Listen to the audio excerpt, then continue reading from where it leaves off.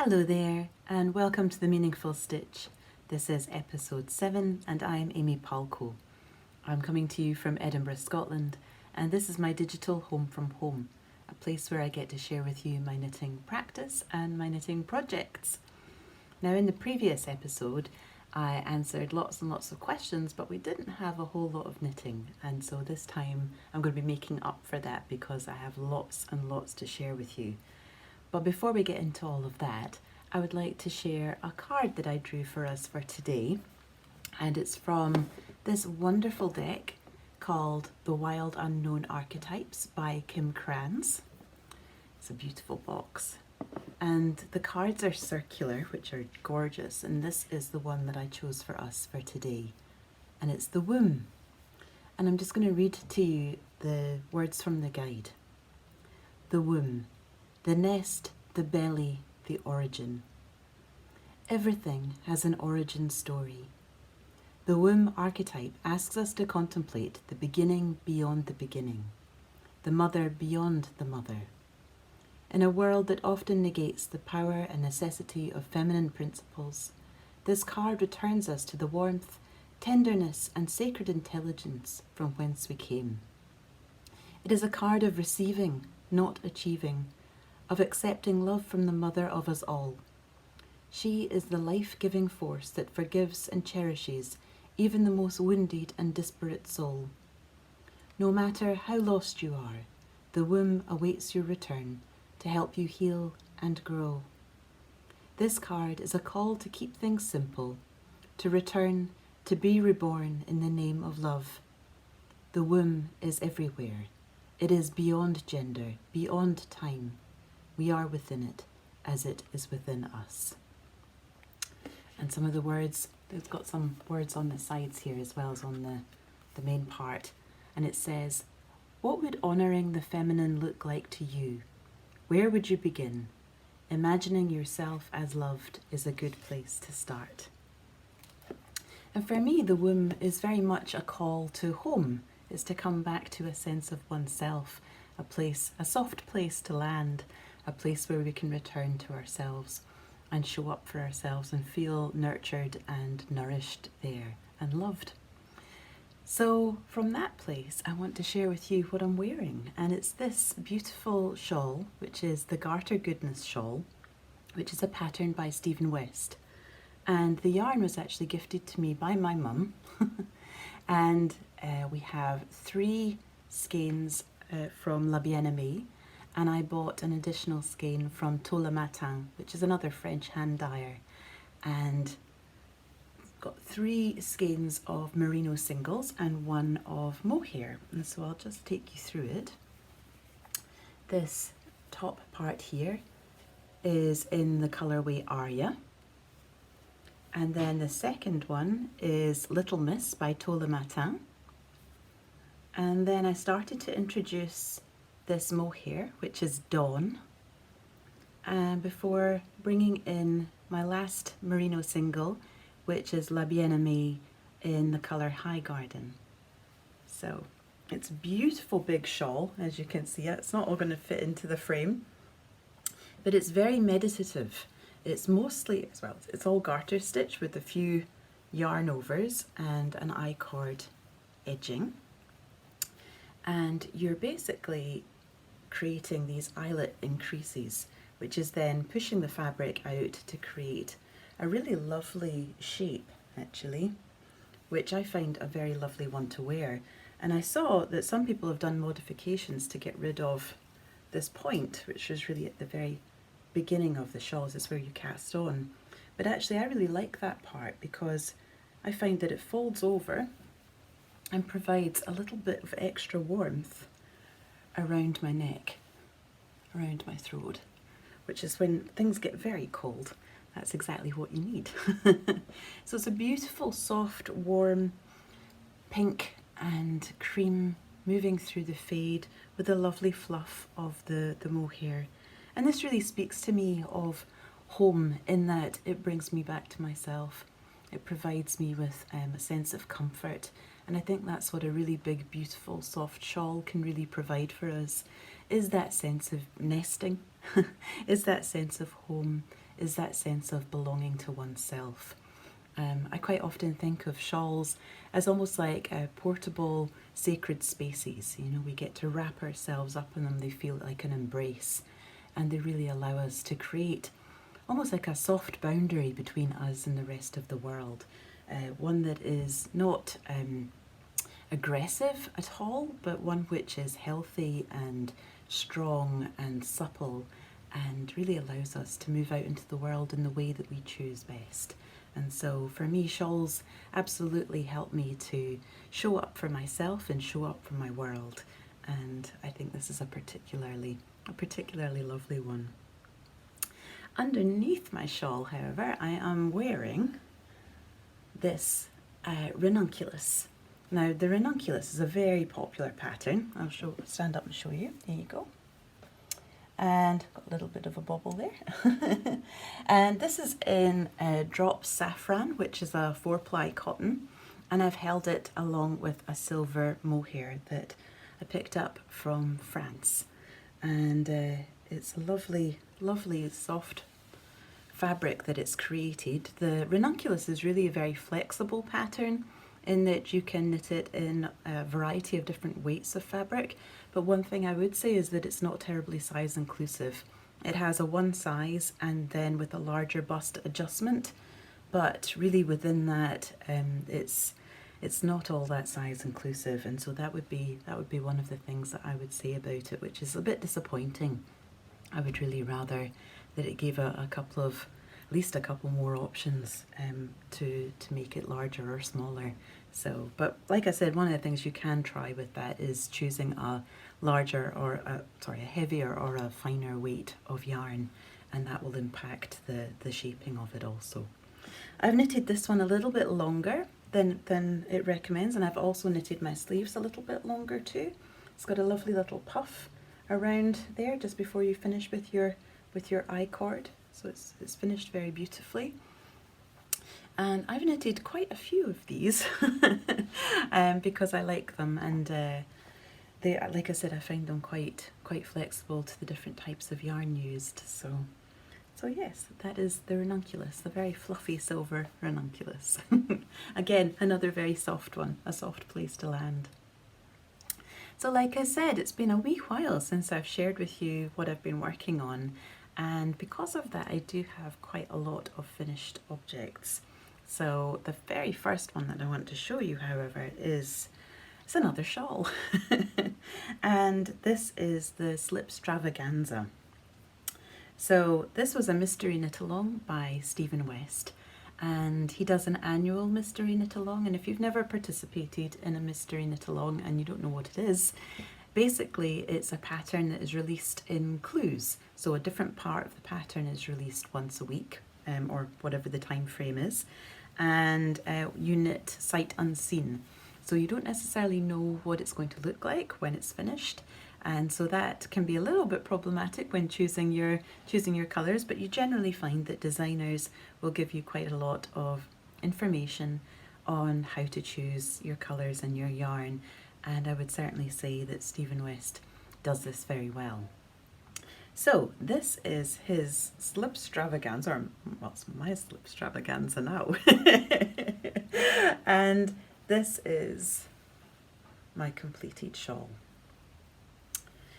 So this is no longer a mystery, thank goodness. I can show you freely. But I'll talk you through the clues. This was the very first clue here, this honeycomb section with the stripes. And you know, as the name might suggest, a lot of the textures and shaping is created with slip stitches. The fabric almost looks three-dimensional actually, but it's created with these slip stitches in the center here. And then we had a second clue that was brought out a little bit later in the week, which helped you to pick up these points, these stitches here, and create this textured slip stitch fabric. And then the second clue, if we think of this as 1A and 1B, the second clue was this one, which created this amazing diamond shape. And I decided that for the center stripe that I would include some Qing fibre. And this is the Mohair silk in Punjabi, which is a little bit wild. I love the neon pops, but I think because the rest of the contrast colours are so muted and so natural, I suppose, that actually it comes across as almost subtle. Subtle neon, like a bit of subtle neon. And then the next glue was this section here, which used my darkest contrast colour with my main colour. And so because of that, I don't have a particularly high contrast, but you can see it. It's this kind of check pattern. And then we created these little short row triangles. And again, I held my mohair to create those. And then the very last clue was our chevron border. And Stephen West is very good about giving you a couple of options so that you can have a smaller border or a larger border. I tend to always go for the larger border. Go big or go home, hey? And so, so you could have stopped it just after this third chevron here, or you could continue on and do the 6, or I mean you could stop it at any point. You could even continue on beyond the 6 chevron stripes. However, by that point you did have 950 stitches, and then you have a 3-stitch I-cord bind off, which was pretty time consuming, I'll tell you. But I think that the magic really actually came, and I really got a sense of what the piece was when I pinned it all out as I was blocking it. And then it really, look at this. Oh my goodness. I absolutely love it. My yarn is Holst SuperSoft. My main colour is Amethyst. And then I have these 3 contrast colours here, which is Straw, Scarab and Scots Pine. And then, like I said, my mohair that I'm holding with it is in the colourway Punjabi, and that's from Qing Fibre. So I've been using the whole SuperSoft with my, for my half and half wrap that I'll show you in a little bit. But this is the first piece that I've completed using the whole SuperSoft, and so it has spinning oil in it. If you've never used whole SuperSoft before, it has quite a dry handle. It feels quite crisp when you're knitting with it, and so I had been reassured by lots of people that when you washed and blocked it, that the yarn bloomed and it softened up, and it certainly has done that. It doesn't feel scratchy or rough against my skin at all.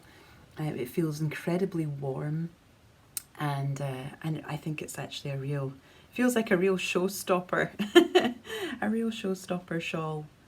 So I'm so pleased with how it's worked out. I love how my colours are playing together. I feel very pleased with the end result, and the whole experience actually was very enjoyable. There's a Ravelry group for Stephen West's Mystery Knit-alongs, and there was hashtags that you could follow along with on Instagram also. So you could see lots of people joining in and choosing a whole range of different colours, and it's always fascinating, I think, to see the same pattern being knit up in different colours. And yeah, really, really lovely. And like I said, very warm. Gosh, I feel my temperature going up already. So this is the Slipstravaganza by Stephen West, which is this year's Mystery Knit-along knit in Holst SuperSoft. I'm very pleased with how it's turned out. So there we go, that's the first finished object. And the second one that I have to show you is this one. Now this is the Getting Warmer cowl, and it is a pattern by Estes Tricot. It's a free pattern by Estes Tricot. And I think the original pattern uses Woolfolk Luft, but I have used Cascade 128, which is a much more affordable option. and this is in the colour Oporto, which is this beautiful kind of petrol teal blue colour. It's really lovely. Now this wasn't for me, this is for my daughter, and after it had been washed and blocked, I gave it to her, and I don't think she's taken it off since. So I'm going to show it to you, and then after the podcast I'm going to have to give it straight back because I think it's absolutely become a new favourite. She is training to be a quilt maker, and so she is doing lots and lots of sewing, lots of close work, and she's been sitting up next to our window, and we live in quite an old apartment, an old flat, an old tenement, and we don't have double glazing, we have single glazing, and we are now moving into our colder weather. So it's not the warmest spot to sit in, I would say, in the whole flat, but she's been wearing this and it's been keeping her really cozy. I'll just show you how it looks on. So you can either wear it, kind of bring it down over your shoulders like this, and then it really kind of, oh dear, I'm getting some silver mohair on it. She's not going to be very happy. You can wear it like this, so it's really more like a small poncho in that sense, I suppose. And the neck really kind of comes up and hugs you and keeps you nice and cozy that way. Or you can really bring it up and round like this, and this is more generally how Aurora, my daughter, wears it. So it's very lovely. It's not my colour at all. However, it's very much her colour, and she really suits it. And so I will be giving that back to her shortly. But like I said, it's a lovely pattern.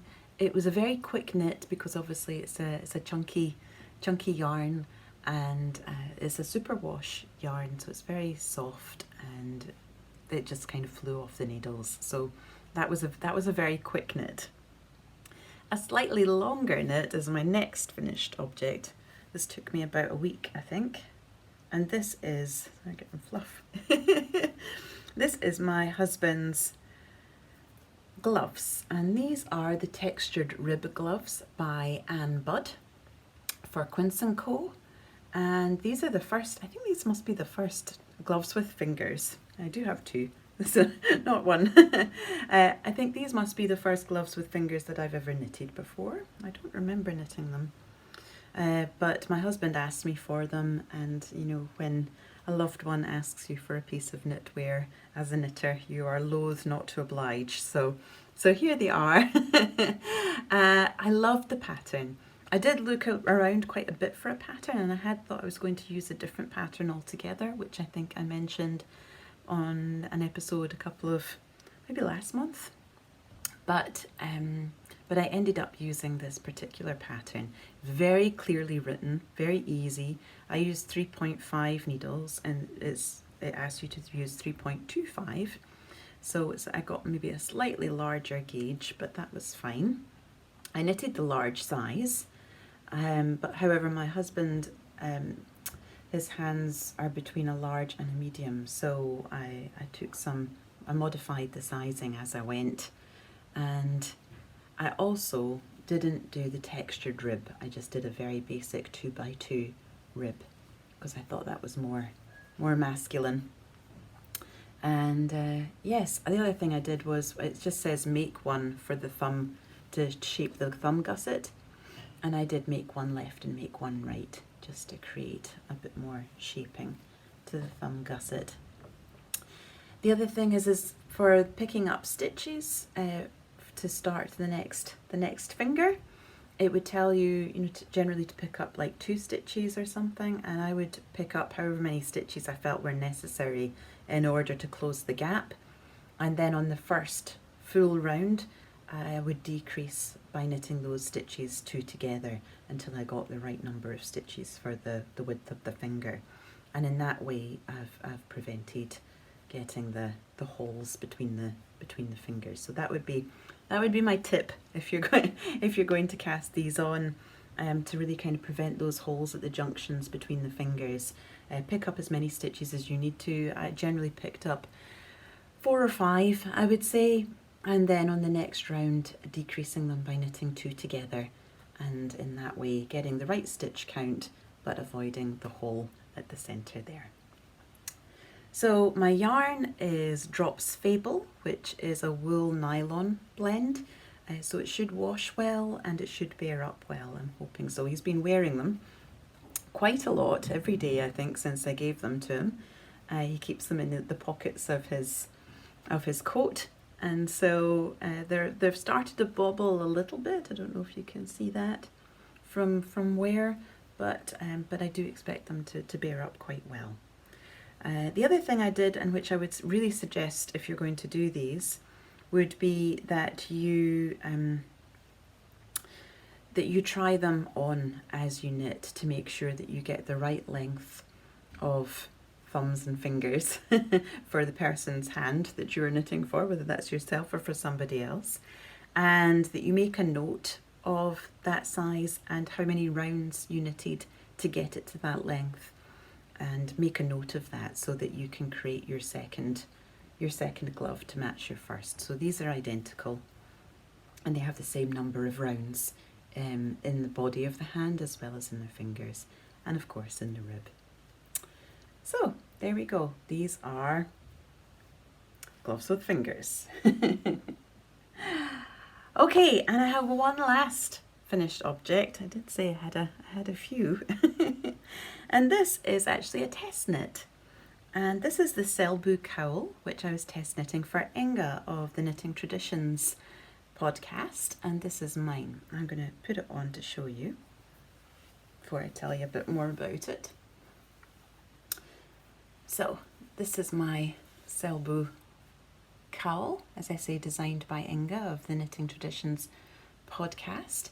I've been so enjoying her podcast, and I saw her that she had designed this new cowl, so I reached out to her and offered to test knit it, and she very gracefully said yes, and so sent me the pattern, and I bought some beautiful yarn to knit it in. Now last week was the I Knit 7 holiday yarn extravaganza, and so which is basically 7 shops in the UK and in Ireland. And the 7 women that run those shops have got together to create an online yarn festival, basically. So each day we'd focus on one particular shop and you would get a tour, and then they would do interviews and special offers and all kinds of things. I really love that. I love seeing women helping women. I love watching everybody lift each other up during times of difficulty and hardship. So I really wanted to be able to support that, and so with my birthday money I bought a little something from each one of the shops. So this yarn I bought from A Yarn Story, which is a beautiful yarn shop in Bath, and the yarn is Garter, and Garter I think is the first organic wool farm in the UK. And this is their new base, and it's called Preseli. So I got it in basalt and in tilia, and it's incredibly soft, like so much softer than I expected. I've forgotten to note down what the blend of the yarn is, but I'll maybe pop that in the description box below, where I normally leave all the links and everything. So if there's anything that I'm speaking to that you're interested in following up, you'll be able to find that in the description box, which you can find if you just press on that little arrow button which points down, which you can see at the bottom of the screen here. So like I said, this is Preseli. It's super soft. I was slightly concerned that the yarn was going to be maybe too loosely plied to do the colour work comfortably, but actually I had no problem with it at all. It was a beautiful yarn to knit with, and it's resulted in this gorgeous cowl.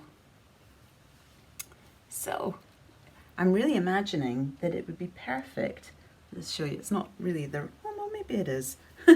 Not really the right shawl for this, but I was thinking on those very cold days, you could wear your shawl with your cowl underneath, and then so your cowl can really keep your neck cozy while you've got the rest of the fabric of the shawl around your body. And so That's what I was thinking I might use it for, and very cozy and warm. So there we go. That's the Selbu cowl. I'm really pleased with how it's knitted up. The colour work was a lot of fun. It's a very long colour work repeat, which you can see here. And I don't think I'd ever done a colour work repeat that was quite that long. I think it was 56 stitches long. So what I did was I placed little markers, little stitch markers, to divide the three sections, the three repeats. So that really helped me to keep on track. So if I got to the end of one of those and my stitch count was off, I knew that I'd gone wrong somewhere, so I could go back and address that. You cast on using the old Norwegian cast on, or the German twisted cast on as it's also known. And so I cast off using the Icelandic bind off, which creates a similar, I'll just try and show you, which creates a similar edge. There you go, you can kind of see it. To try and create it as even as possible from the top to the bottom. So there we go. I'll leave little links to tutorials for both of those cast-ons, for the cast-on and for the cast-off. I do think it's really important actually when we're knitting that we use the right tool for the job, and so that we use the right cast-on and the right cast-off when it's appropriate. And so for both of these it was important to have a lot of stretch, and as you can see I've got that in both the cast-on and the cast-off. You want to be able to get it in over your head, but you don't want it gaping. For some jumpers and things, I would probably do like a cable cast on, where you create quite a stable edge. For shawls, when I'm only casting on say 2 or 3 stitches, I tend to use the long tail cast on. So yeah, I think it's important to use the right cast on for the right job and the right cast off. So there we go, that's the Selbu. I'm not sure about the release date of this, but I will absolutely let you know when it is being released, and you can buy the pattern too.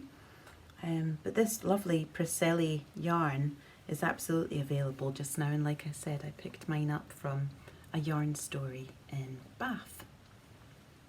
I will share with you some of my other acquisitions, some of my other purchases from the iKnit7 shops a little bit later when I'm talking about my knitting plans, of which I have many. But I'm going to have a little sip of my water first. Well, there you go. That's almost half an hour in, and that is just the finished objects. But I don't have that many things that I'm working on right now, so I'm going to show you those just now. And this is in my Cocoon Tree. There you go, my Cocoon Tree bag from their Noel collection. They've just released 3, I think, different colours of this lovely velour in a gold and a kind of like a forest mossy green and a navy, and a couple of Christmas prints that are really fun.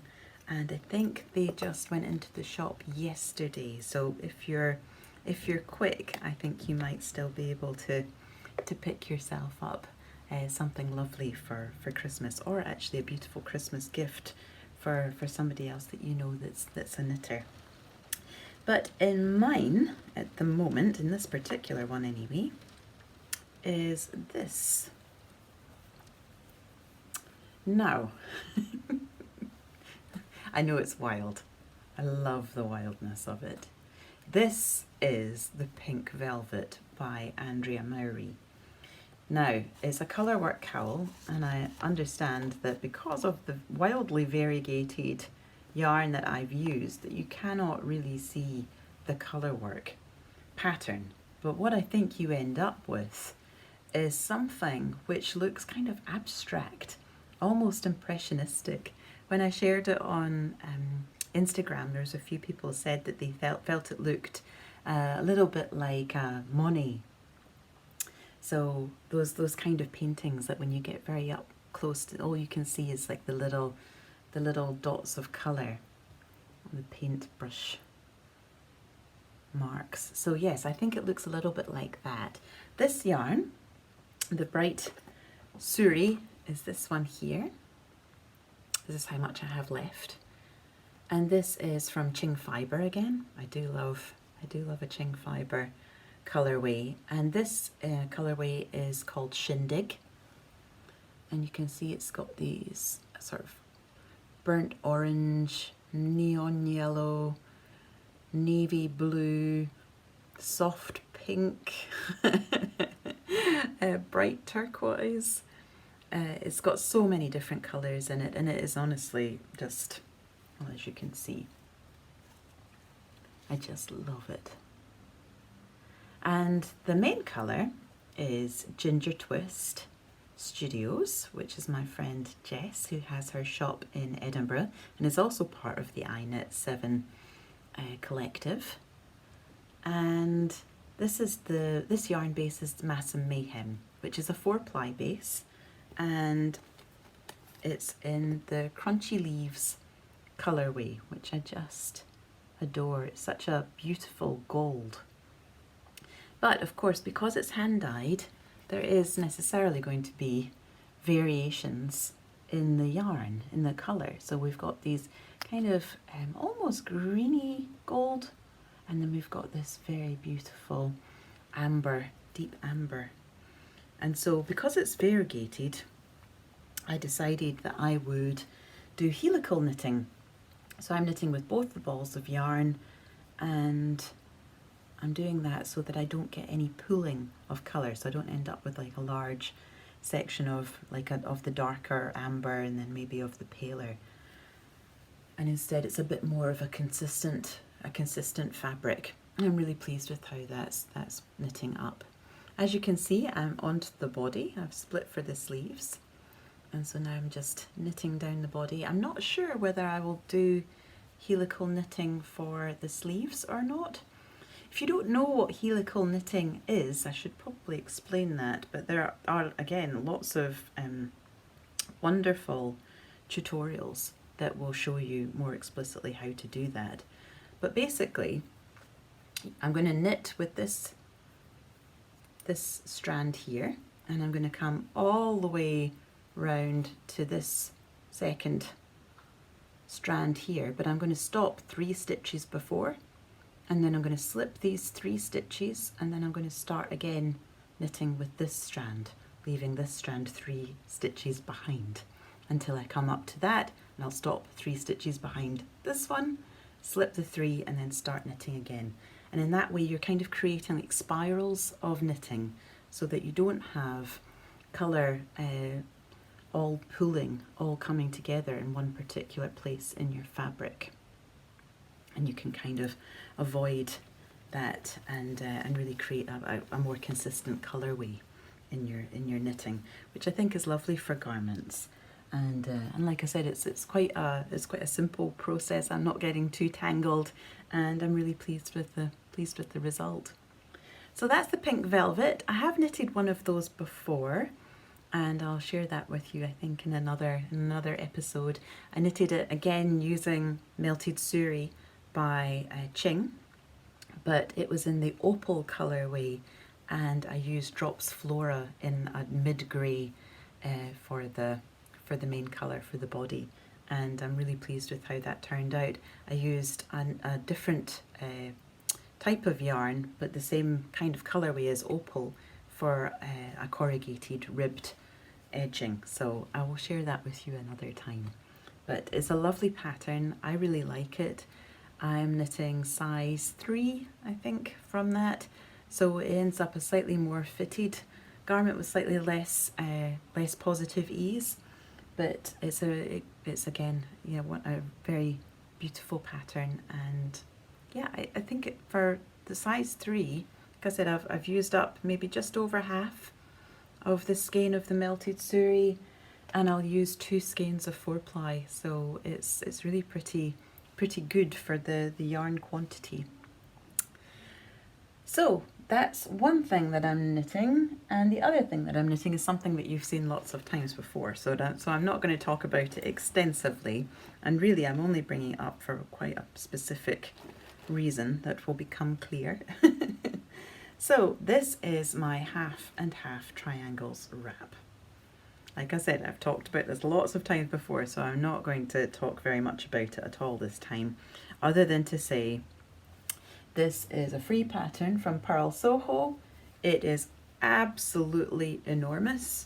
It is, well, it is a stealth blanket, I think, which I think as more of us are being encouraged to socialise outdoors due to the current public health situation, stealth blankets are certainly very appreciated. So I've knitted 2 balls of the cinnamon now, just about to start on the 3rd. The first half used up 4 and a little bit, so I'm just probably over just coming up to the 3/4 mark, I would say, on this knit. So I've still got quite a bit to go. It's a very meditative pattern for really experiencing that sense of coming home to oneself, finding one's centre, a still point within that meditation of hands that I spoke about, I think last week. Really kicks in for me with a project like this, and so it's very settling, so it's very comforting. The colours that I'm using are Sweet Pea and Cinnamon, and I'm doing this because my friends Jackie and Caitlin over at Caddy Jack's Knits podcast are running a half wrap KAL. So if you want to go and see other examples of the half and half triangles wrap, you can go and look at that hashtag on Instagram, the half wrap KAL. And tomorrow they are hosting, so I'm recording this on Saturday the 21st, but tomorrow on Sunday the 22nd, they're hosting a half wrap KAL Zoom call. So I'm going to go along to that. I think that sounds lots of fun, and I will continue to work on my cinnamon Holst SuperSoft and get that last quarter completed, I think, certainly over the next month.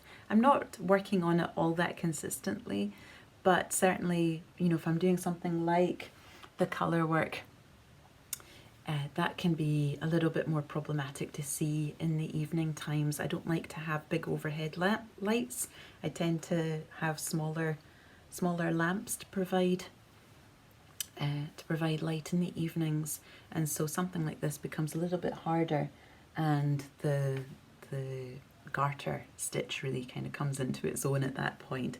And also, if you're watching a television show, or particularly if the television show has subtitles, I tend to find out a garter stitch pattern, a garter stitch shawl is perfect for that kind of viewing. So that's the 2 things that I'm working on. Like I said, I'm not working on a huge amount just now, but I do have lots of plans for future projects, and so I'm going to share those with you now. Have a little sip of my water.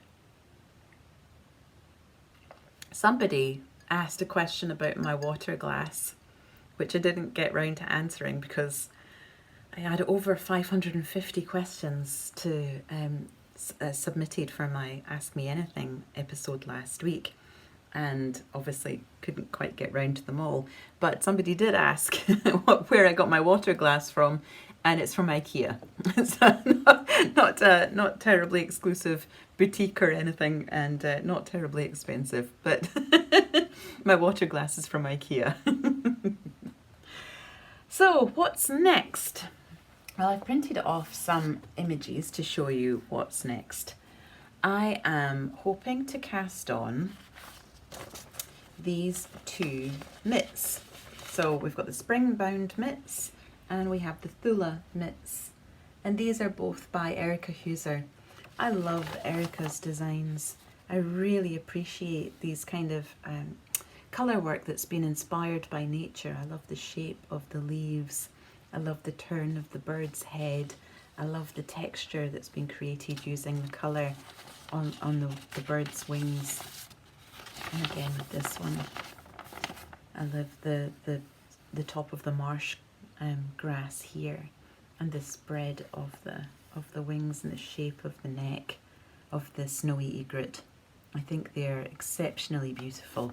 So I'm going to be knitting both of those patterns, and I'm going to be using, I bought some phenol garn, which is Ralma, and this is what I have.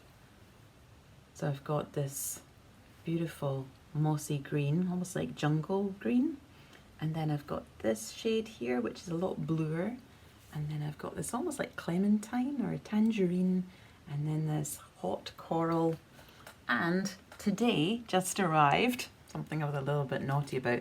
Jameson and Smith up in Shetland announced that they were having a sale, so I hopped on and saw that they had 500-gram cones for £21, and I had to pay, what was it, £3-4 for shipping, so it came in at £24.95, and so that arrived today in the post. And I don't know if you can see, it's kind of like this peachy apricot shade almost, and it's got this green fibre mixed through it too. So when you look at it there, so I'm going to be using a combination of these yarns to do those two colour worked patterns. So I'm really excited about how that's going to knit up. Oh, and I should show you that this is in my other cocoon tree bag. This was in the Tawny Port colourway. So there we go. Aren't they fab? I love those colours. I think it's so important to have colours that make us happy, particularly when we are moving into the darker part of the year, when we have less light and we're having to stay closer to home in general. So I think making sure that we've got colours to work with that bring us joy is an incredibly important thing. So I have those two patterns, and then, as I said, as part of I Knit 7, I did purchase some yarn, and I bought some of this, which is Adria Fill Morpheo, and I got it from Emily Folds Knits. And again, I'll leave the links to these in the description box. I bought five balls, and this is kind of the grey mix.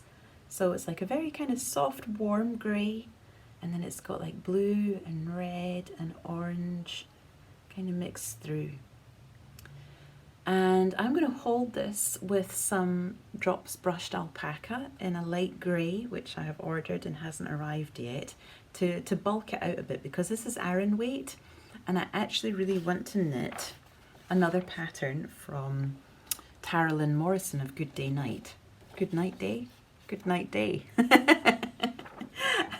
So this is the one I really like. I love this kind of dropped high-low hem. So it's shorter at the front and longer at the back. I think that could be quite cozy, but I want to change the neckline to create sort of like a cowl neck, so that it gives a little bit more extra warmth, and I'll probably lengthen the sleeves too. So I'm hoping that I've got enough yarn to do that. But this is the Inklin sweater, and like I said, it's by Tara Lynn Morrison. Tara Lynn Morrison is the designer who designed the Kingston, and if you've been watching this podcast for a while, you'll know that we've had Kingston the First and Kingston the Second. Kingston the First came to a bit of a sad end.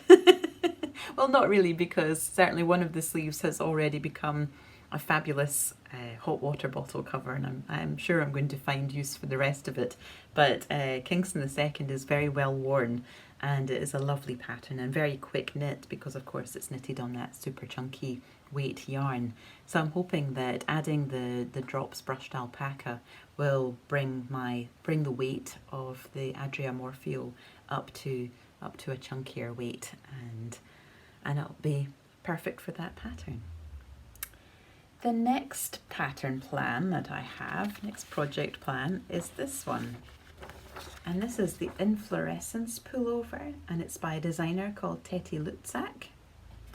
And if you look, you can see that this is a colourwork jumper where the floats are on the outside rather than on the inside to create this effect. which I'm really quite fascinated by and really want to explore a bit more. So I'm going to use this yarn that I got from This Is Knit in Dublin, again as part of the iKnit 7. And this is a lovely blue tweed, and it's from Studio Donegal, and it's the Darney base, which is a fingering weight 4-ply.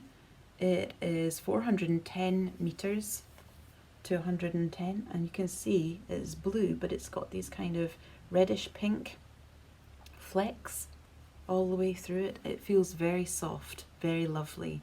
So this will be my main colour for the inflorescence, and then for the colour work with the floats, I've ordered again some drops brushed alpaca, because I'm really intrigued not just about bringing or creating the colour work with the floats, but also about adding some texture into that as well. So I've ordered some cerise cerise drops brushed alpaca, so it'll be a very, very bright pop of pink with this lovely purpley blue. So I'm really intrigued to see how that's going to knit up, and how those two colours are going to, and two textures are going to play together. As you can see with my pink velvet, I'm very intrigued about colour work, and not just about the colour but also about the texture and the mix of textures. So I'm very interested in seeing how this is going to work up to be an inflorescence. And then one last one. Gosh, there's a lot of knitting here. The last one, I would like to knit this, which is the Museau by Espace Tricot, and it's a free pattern, and it's from Espace Tricot, is a yarn shop in Montreal, and they do quite a lot of just really exquisite free patterns. So this one is quite a simple sweater. I really like this kind of rolled neck hem. I love the shape of the sleeves, and it's been made using 2 strands of mohair held together, and I think it's using Espace Tricot's own brand of mohair. However, in a somewhat strange break of what I would normally choose, I am choosing not to use mohair. I'm going to create a non-fluffy version of Museau. I'm going to be using alpaca, and I will just find, there you go, here it is. This is what I'm going to use. So I've got 5 balls of the Isager Alpaca 1.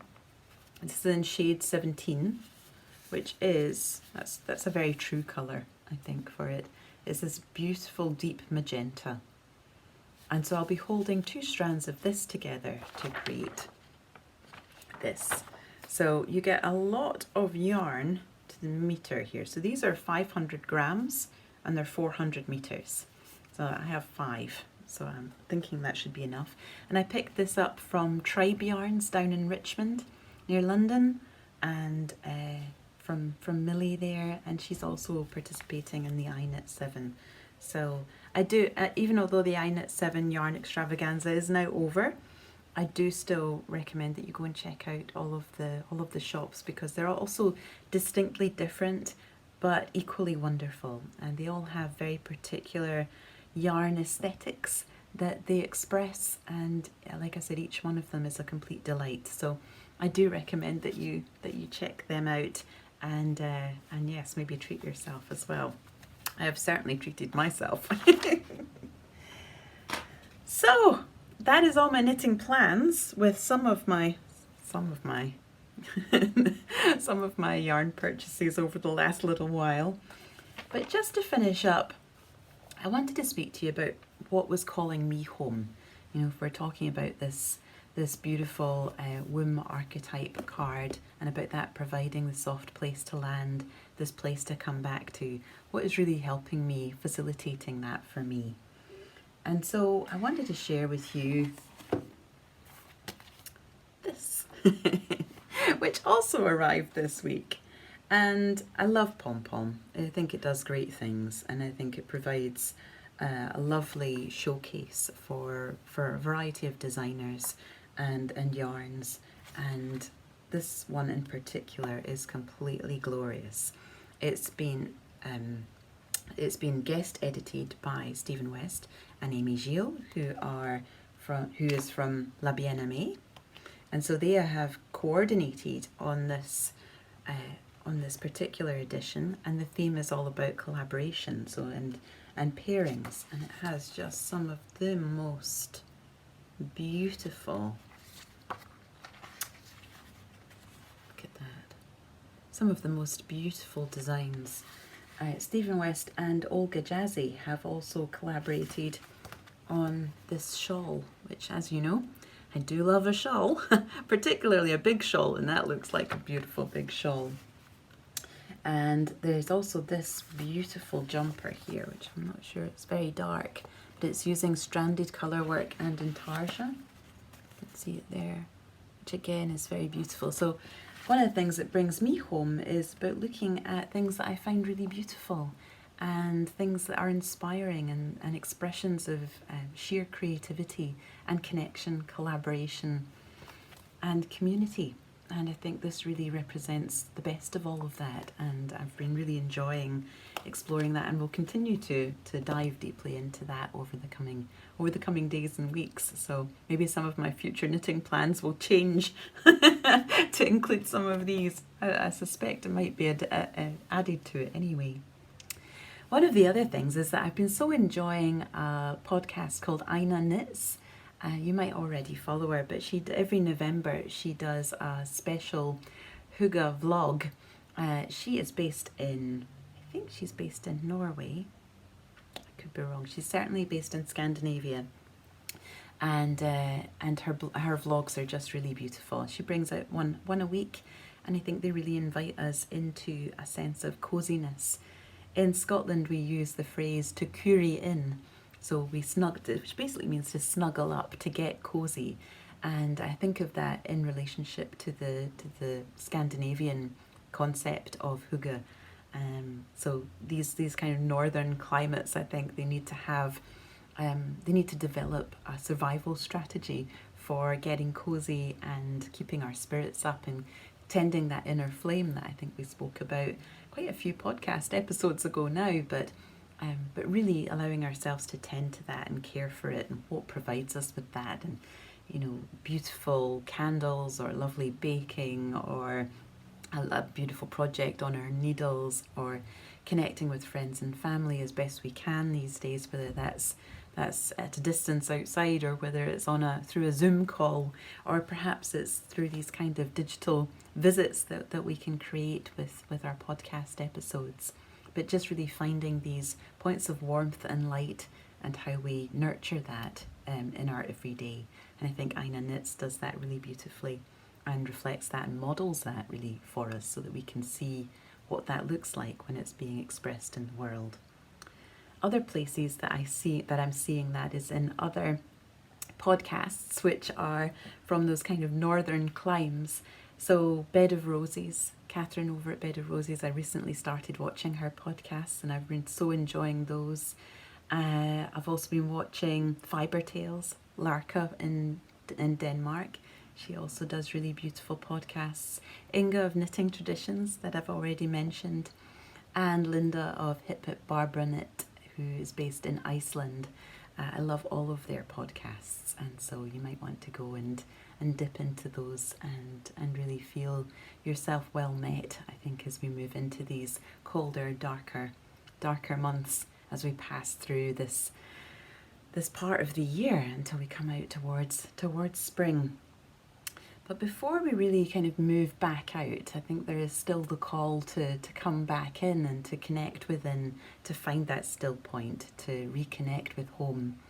And so it's from that place that I want to finish up by reading you a small paragraph from Women Who Run with the Wolves, which is, if you managed to get through all 1 hour and 54 minutes of my Ask Me Anything, you maybe discovered that this is my favourite book. It's by Clarissa Pinkola Estes. You can see it's my favourite book because it is falling apart. But this chapter that this excerpt is from is my particular favourite, and it's called Homing, and it contains a story of Sealskin, Soulskin, which is a story about the Selkie wife, who is half woman, half seal. So she changes into her seal form when she goes into the ocean, and then she sheds that skin and reveals herself as a woman when they come out of the water. And it's a wonderful story, and again it's from these kind of far northern climes. The Selkie myth, Selkie folklore, is particularly connected to the islands of Orkney, which is where one strand of my family leads us back to. So it's a very, like I said, it's a very precious book to me, but this particular chapter is really the heart of it for me, and this particular paragraph spoke to me after I drew the card of the womb for us for today. So she tells us that there are many ways to go home. Many are mundane, some are divine. My clients tell me these mundane endeavours constitute a return to home for them. Although I caution you, the exact placement of the aperture to home changes from time to time, so its location may be different this month than last. Rereading passages of books and single poems that have touched them. Spending even a few minutes near a river, a stream, a creek. Lying on the ground in dappled light. Being with a loved one without kids around. Sitting on the porch, shelling something, knitting something, peeling something. Walking or driving for an hour, any direction, then returning. Boarding any bus, destination unknown. Making drums while listening to music. Greeting sunrise. Driving out to where the city lights do not interfere with the night sky. Praying. A special friend. Sitting on a bridge with legs dangling over. Holding an infant. Sitting by a window in a cafe and writing. Sitting in a circle of trees. Drying hair in the sun. Putting hands in a rain barrel. Potting plants, being sure to get hands very muddy. Beholding beauty, grace, the touching frailty of human beings. So there are many ways that we can find home, and many of them are some of the most simple, and I think they'll differ for all of us, and they'll continue to change across time. But one of the constants for me is always my knitting, and so that's my wish for you today, my darlings. I'm wishing that you find a sense of home in your knitting, that it brings you to that soft place to land, that you come back home to yourself, to your nest, and that you feel beautifully met there, beautifully nourished, beautifully nurtured, and well loved. Okay, my loves, until next time.